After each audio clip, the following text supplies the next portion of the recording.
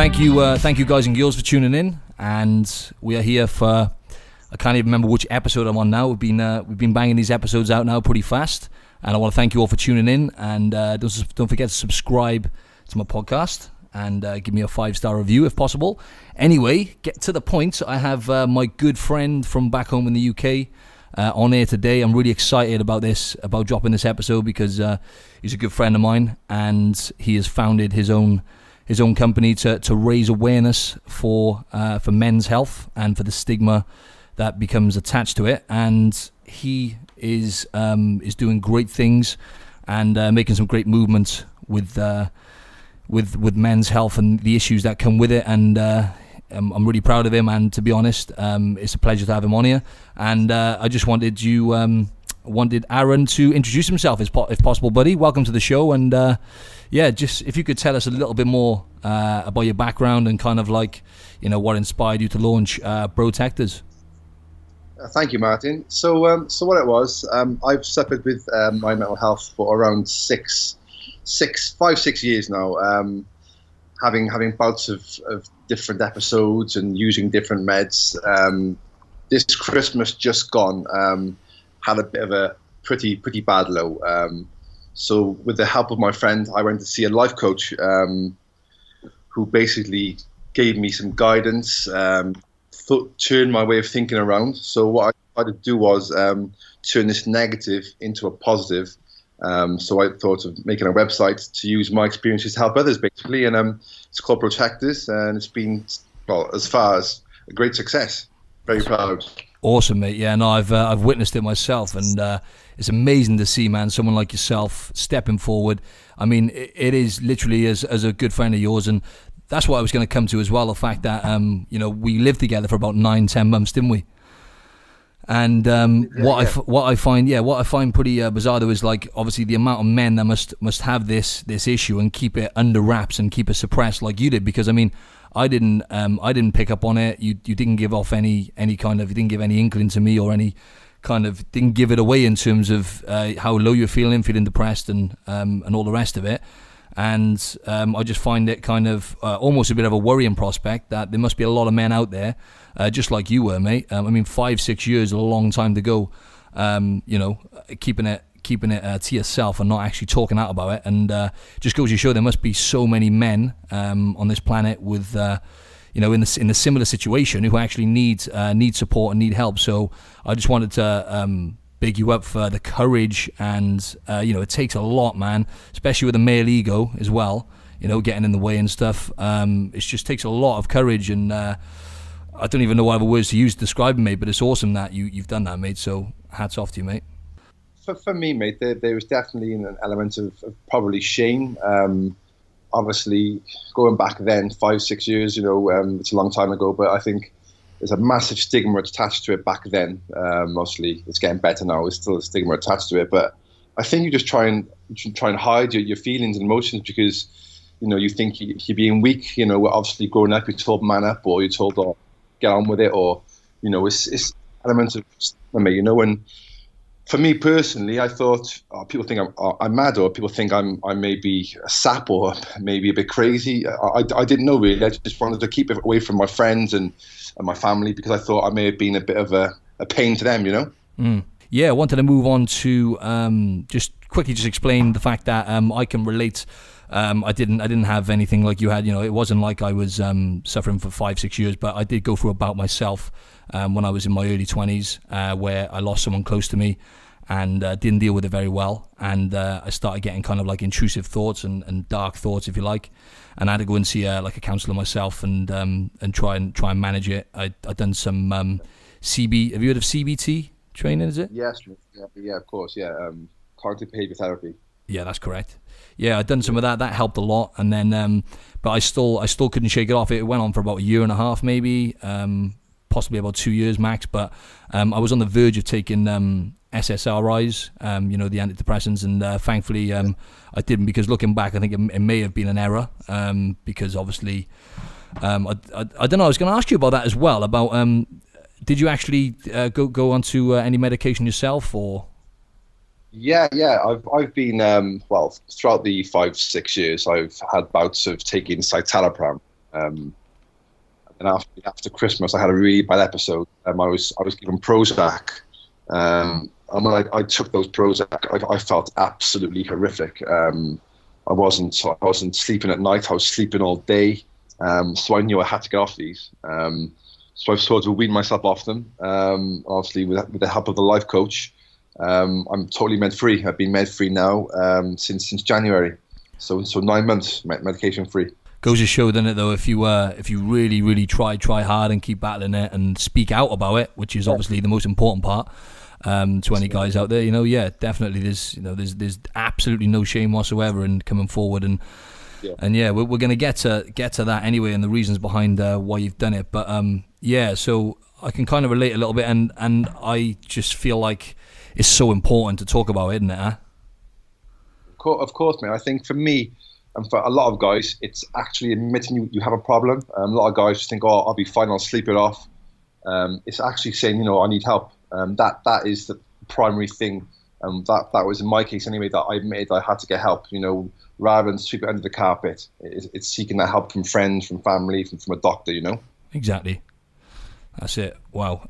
But yeah, I just wanted to, obviously, this being like kind of a health and fitness podcast, I would like to give the listeners more of an insight into any like kind of physical exercise or anything like that you implemented into your regime. And if like exercise or, I don't know, lifting weights or physical activity, anything along those lines, if that had a good positive impact on your mental well-being, and if you used exercise a little bit to help. For me, Martin, exercise is a massive part of me keeping mentally and obviously physically fit. So I try and I do a lot of functional training now. So a lot of CrossFit based stuff. So when I go into the gym, I like to feel like I've worked out. Try and beat some PBs, whether it be on a rower, whether it be anything. So sort of beating my 1 rep max. Just keep on challenging myself every session. Just keep getting better and better and better. Leaving the gym like I've done something, it gives you such a good feeling when you leave. You're sweating, all the endorphins are going. It's a great feeling. Exactly, yeah, because you really get those neurochemicals going in the brain, and like you said, the endorphins, and so you've gone over to the dark side now, have you? Gone over to the I didn't know you jumped over to the CrossFitters. Yeah, I'm now a CrossFit man, and I mean, for me, it's just like I've done the whole weights thing. I've done I played rugby, I've boxed. I think for me, CrossFit, you leave like you've exhausted. Yeah, for sure. I think that's the whole point of training, and I've seen you training, obviously topless, and on you train. You've never seen me train with the top on, have you? Let's face it. I think it's important to leave the gym feeling like you've done something, you've worked hard, and that goes in life as well. Definitely, man. Yeah. Okay, that's interesting. So yeah, I mean, obviously you come from a competitive background as well, don't you? So it's that kind of mindset you've got, isn't it? Where it's like, obviously balls to wall and intense stuff works for a lot of people, man. And like it's whatever works for you, innit? As long as you're doing something, as you said, which is going to benefit your mindset, isn't it? So getting that endorphin fix is obviously an essential part of it, isn't it?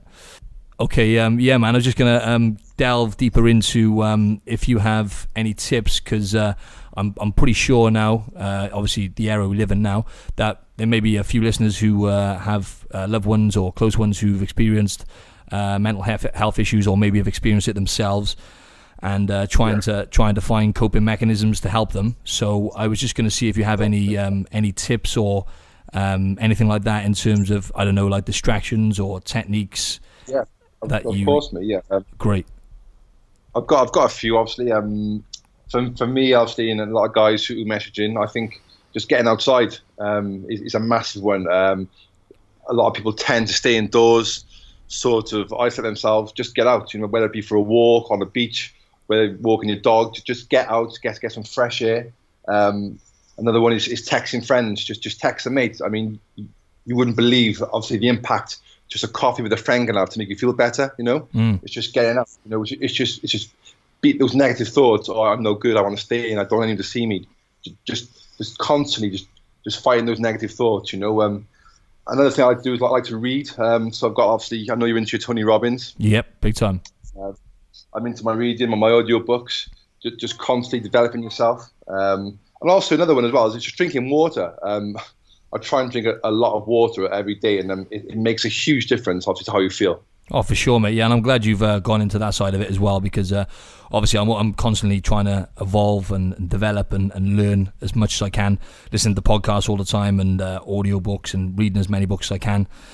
And yeah, physical health. So obviously when you're drinking plenty of water and staying hydrated, these simple things and getting outside, getting some fresh air. The human body thrives on things like going outside. Because dating back to evolution, obviously, being outdoors and that kind of stuff, it all adds up in terms of our chemistry, our biological chemistry and stuff. But yeah, like drinking water, simple things like that. I mean, drinking water, staying hydrated, as you said, sleep as well. I find I know that must be obviously a battle for some people who deal with those issues. I mean, because you said you were sleeping in the day and stuff, but that was when you were taking the Prozac. Yeah, I mean, when I was obviously my bad times with depression, I couldn't sleep at all at night. So your mind's constantly thinking. So obviously you drift off about 4 or 5 a.m. You get up then for work 8, 9, then you're shattered. Then do you know what I mean? And it's that constant cycle, That's it, yeah, and that's what I've going back to what you were saying then about getting outdoors and communicating with friends and stuff. That's what I've noticed since being here. I mean, being outdoors in the sunshine and getting a bit more vitamin D and just being by the beach and all that kind of stuff has definitely helped my my mindset in that sense. But then on the other side of it though, it does make a difference when obviously I haven't got my close circle of friends like yourself and a few others, and obviously my family, all the other side of the world. That does also make it maybe realize that does make a difference in terms of how you feel from time to time. You can feel a bit lonely no matter where you are in the world. Obviously, you can have all this amazing nature and these outdoors, but it's having that balance in your life, isn't it? Which I find is very important, isn't it? Of course, mate. Yeah, it's that balance. I mean, everyone needs friends. It's no man's an island. Yeah, exactly. I like that saying. Yeah.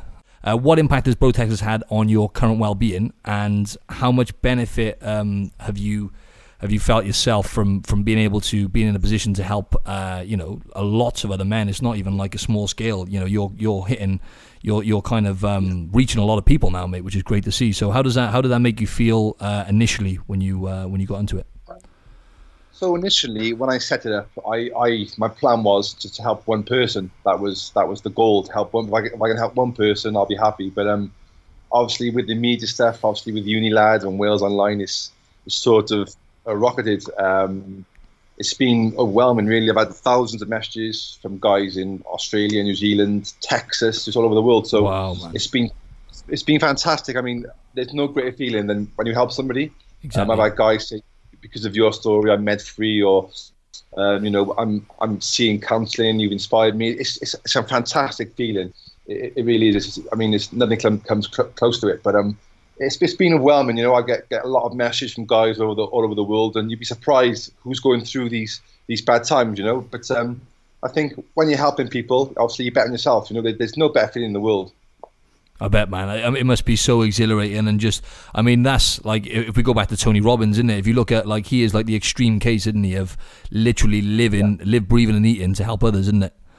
Exactly. And like, oh, it's amazing, mate. And like us, I wanted to come to that as well. The fact that how important helping, like, a lot of people, as you say, there's different ways of dealing with it, but the way you've done it, and just the fact, like, I saw the screenshot you put on your Instagram. I think it was what you mentioned then about the guy, maybe coming off the meds, and literally sent shivers up my spine. So it was just like, obviously being a close mate to you and having experienced it myself, and my cousin as well, which I wanted to mention quickly. Yeah, he you met my cousin. He's has problems with anxiety and depression and stuff. And when there's close ones to you are affected, really hits home. And just when I saw that message, I was like, wow, man, it's just amazing what you're doing, man. So it's great movement. And I wanted to come to the fact that I'm going to be an ambassador now for Brotectors, which I'm really happy about. So really, really have you on board, mate. Really pleased.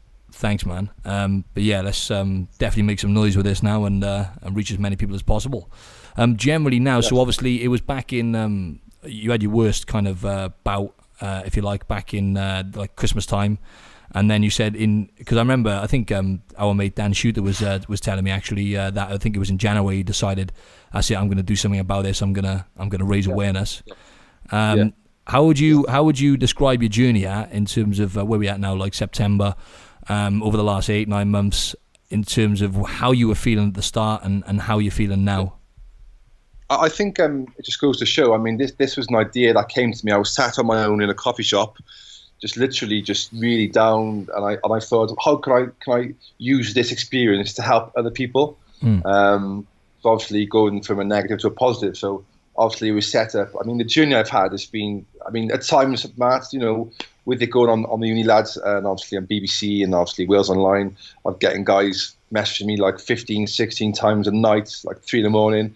I'm replying to these guys. You know, it's been hard. It's not been easy, you know. People see the good part of it, you know, and I love helping people. It's been really hard. It's been tiring, but it's been worth it, you know. I can't describe how I've been sat from a coffee shop and be on BBC News. Do you know what I mean? It's just been it's unbelievable, mate. I never thought it would be like this at all, you know. It's amazing, mate. It's phenomenal to see as well, man, because I've pretty much witnessed it all. And as you say, like, I knew, I can see anyway, man, and I know how much hard work's gone into it, man. Because it's, you know, you've done it on yourself, man. It's not like you've had obviously you've had people to help you along the way. We all have people help us, and obviously that helps a lot. But the fact that, you know, you've just done it, and just where you are now is just amazing to see, man. And superb stuff. So awesome. It just goes to show, mate, you know, any idea you have, you know, anything can happen. Because if you had said to me a year ago, you know, you'll be on the news, you'll be in Uni Lad, you'll be doing this, you'll be doing that, I'd laugh in their face. Do you know what I mean? Yeah, exactly. That's it. Because you're obviously at that time. Can you imagine, like, how low you went at times, isn't it? You must have went down to the trenches, and like, yeah, if someone said that to you, you'd be like, really, mate, come on. You're having me on. Yeah, exactly. I would laugh in their face. I wouldn't have believed it, you know. And I go out now, and even in Ibiza, I walk through Ibiza, and someone would say, "That's the guy from Brotectors." You know, it's just unreal. Wow, man. It's unbelievable, mate. Yeah, unbelievable. What else do I want to talk about? Yeah, that's it. And like, yeah, that's kind of like my goal now, obviously, with the realm I'm in now with health and fitness. And that literally, I've come to realize actually only quite recently that, you know, you're trying all these different things, you're trying to be successful and whatever you want to do and stay on your path and do what you're passionate about. But the bottom line is, man, I really want to just help as many people as I can achieve good health, you know, and I'm talking overall health, you know, physical, but let's face it, the mental side of it with anything we do in life is the most important part anyway. That's the most important piece, isn't it? So I'm trying, exactly, mate. So I'm trying to, like yourself, I'm trying to learn as much as I can now and progress with my knowledge, and that's my kind of objective as well, is to try and reach as many people as I can, and just help as many people as I can, and keep learning along the way, isn't it? So we're both kind of in the same boat there, where you know, it's all about health, mate. Health is wealth, isn't it? Let's face it. It is, mate. So it's so important, and obviously with guys like yourself, I mean, people like yourself, Martin, you know, you've got a big social media presence, you know, you keep in great shape, you know, people do look up to you, you know. Oh, thanks, man. As you can see my message anyway, my message is, you know, even with this podcast, my primary message is health, really. You know, make health a priority, and you know, look after yourself, try and eat whole foods, and, you know, sleep well, as you mentioned earlier, drink enough water, do the simple things, you know, because we've been kind of bombarded with bullshit information, if you like, especially in the fitness industry, mate. You know, it's I believe it's lost a lot of integrity in certain areas, and I just think people are a bit brainwashed in terms of what, you know, what's actually good for you, what you should be putting in your body for a start. But then secondly, it's like I've been practicing stuff like I've been doing a little bit of meditation. I could be more consistent with it, but I've been doing meditation. I probably average at like 3-4 times a week. Have you tried meditation at all, or? I've tried, Martin, but I find it so hard just to sit down for 10 minutes, because obviously, say my phone's going off. I know that's the whole point of it, but I struggle with it myself. But I will get there. Exactly, mate. That's it. Yeah, what I find, I just try and get up a little bit earlier. I just get up super early and just do, like, even if it's just 5 minutes, mate, just focusing on your breathing. Yeah. I just wanted to mention that's another tool for any listeners and for yourself, even if you could find the time, because I found it to be really advantageous to you know, managing my stress levels in general, and just it tends to put things into perspective in terms of what you actually get stressed about. I think just by sitting there and focusing on your breathing every now and then is a good tool to use. But it's easier said than done. It does take practice, but as you know, better than anyone, everything takes practice, doesn't it, mate? As you know. Yeah, exactly. Going back to your point on the social media thing, I think a lot of people are focusing now on what they haven't got, Yes. I mean, a lot. I go onto Instagram and you see these guys with the Rolexes, the flash cars. You're like, oh, why haven't I got that? But you've got to think what you do have. Do you know what I'm saying, mate? Sure. I think a lot of people become depressed. Obviously, a lot of girls on Instagram looking at these perfect bodies who are being photoshopped and chasing, really something that doesn't really exist. You know what I mean? Exactly. So and Aaron, I'm going to hold my hands up. I'm going to hold my hands up here. I used to be one of those, right? but now my priorities have changed, right? It's all about health.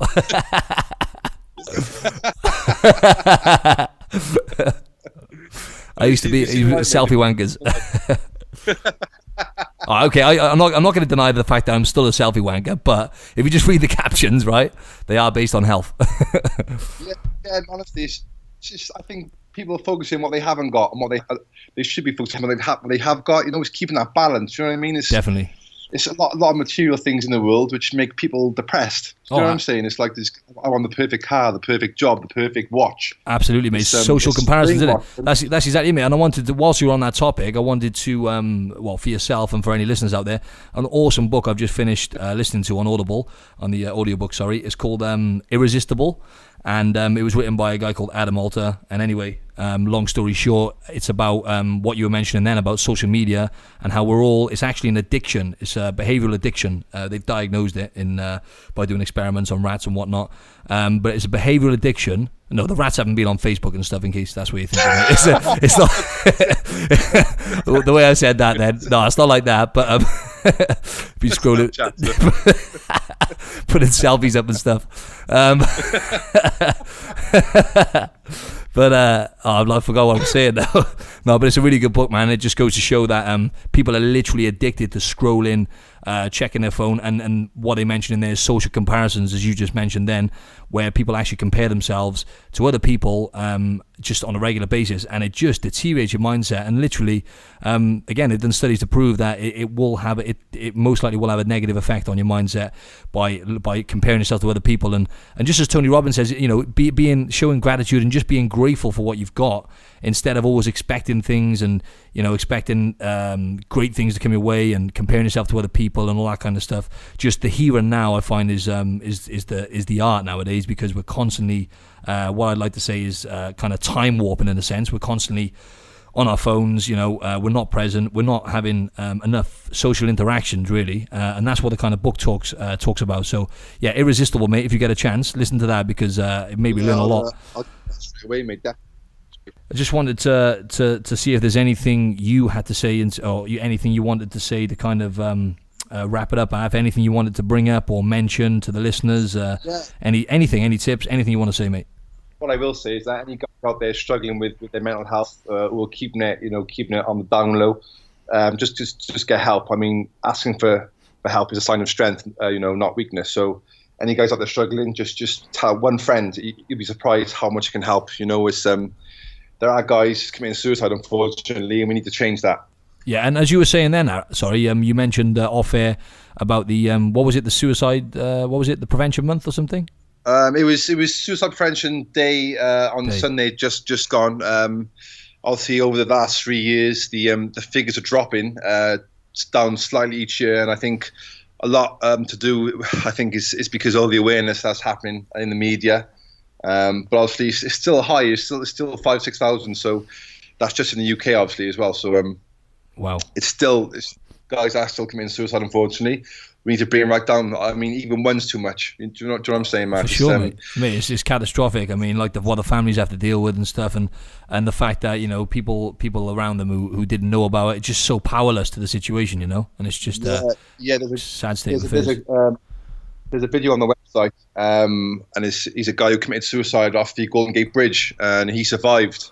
I think he's the only guy who ever survived from jumping off, and he said as soon as he jumped, it was an instant regret. Do you know what I mean, mate? So jeez, and he survived. Wow, I was going to say, man, because the waters there are ferocious, mate. I mean, that's interesting because people don't survive in those waters, mate. And I mean, just to jump that high for a start, but the waters are meant to be. Wow, he survived. Jeez.